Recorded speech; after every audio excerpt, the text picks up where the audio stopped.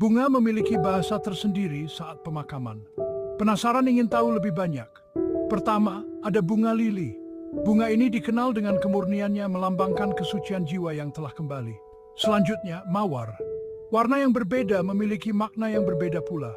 Mawar merah melambangkan cinta, sedangkan mawar putih melambangkan penghormatan. Bunga krisan juga sering digunakan dalam berbagai budaya. Bunga ini melambangkan kematian dan kesedihan, terutama di Eropa dan Asia. Anyelir juga populer. Anyelir putih melambangkan cinta yang murni, sedangkan yang merah melambangkan kekaguman. Jangan lupakan anggrek. Bunga ini melambangkan cinta abadi dan keindahan. Hydrangea juga sering digunakan. Bunga ini mewakili perasaan yang tulus dan tanda terima kasih. Terakhir, ada gladiol. Bunga ini melambangkan kekuatan karakter dan integritas moral.